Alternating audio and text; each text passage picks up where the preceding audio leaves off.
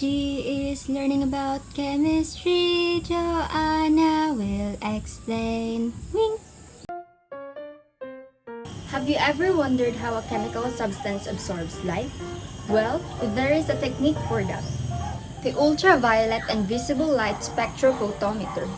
The ultraviolet and visible light spectrophotometer was first introduced in the 1940s. The basic principle of this instrument is light intensity is measured from UV visible source lamps before and after the light passes through a sample. The amount of light absorbed corresponds to the molecular concentration in the sample. The working principle is based on Beer-Lambert's law, which states that the amount of light absorbed by a color solution is directly proportional to the concentration of the solution and the length of a light path through the solution. To understand how this optical instrument works, let us look at this 3D model made out of simple materials: chipboard, carton, yarns, and foil. Now, let's look at each part of this instrument. The main components of this UV visible light spectrophotometer model are two light sources, which describes a double beam spectrophotometer, mirrors, monochromators, which are the entrance and exit slits, diffraction grating, and the filter, sample holder, and the detector. A double beam spectrophotometer has two beams of light, one passing through reference solution and one passing through the sample.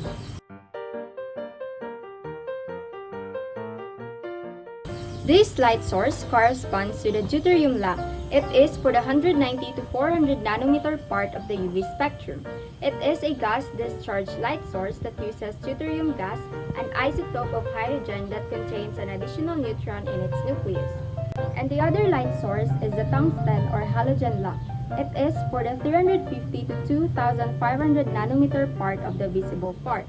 A halogen lamp contains a halide as well as the inert gas to create the halogen cycle that returns evaporated tungsten to the filament, resulting in a long lamp life.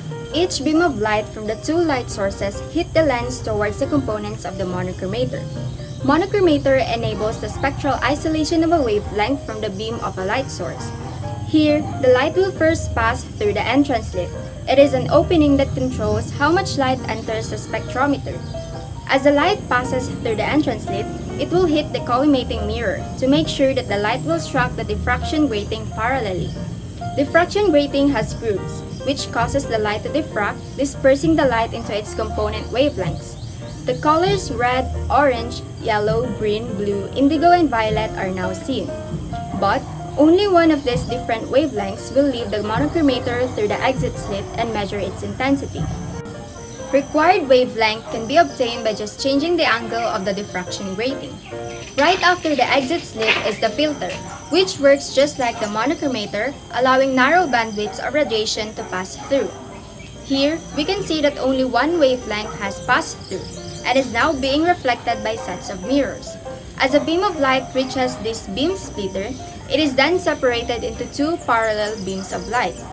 Each of the beams will enter a slit that will pass them to the transparent container or the cuvette, one containing the sample solution, which has the substance you are testing, and the other one the reference solution, which has pure solvent. Then again, both of these beams will exit through a slit and will be detected by the photomultiplier tube, the most common type of light detector in the UV visible light spectrophotometers. The detector converts the incoming light into an electrical current that can be quantitated. The higher the current, the greater the intensity of the light. For each wavelength of light passing through the spectrometer, the intensity of the light passing through the sample cell is measured. The wavelength range for photomultiplier tube is from 150 nanometer to 900 nanometer. It consists of a photoemissive cathode, a cathode which emits electrons when struck by photons of radiation, several diodes which emit several electrons for each electron striking them, and an anode. A photon of radiation entering the tube strikes the cathode, causing the emission of several electrons. These electrons are accelerated towards the first diode, which is 90 volts more positive than the cathode. The electrons strike the first diode, causing the emission of several electrons for each incident electron. These electrons are then accelerated towards the second diode to produce more electrons, which are accelerated towards diode 3 and so on. Eventually, the electrons are collected at the anode. The resulting current is amplified and measured and is converted into a digital readout. That's it for this day. Thank you for listening.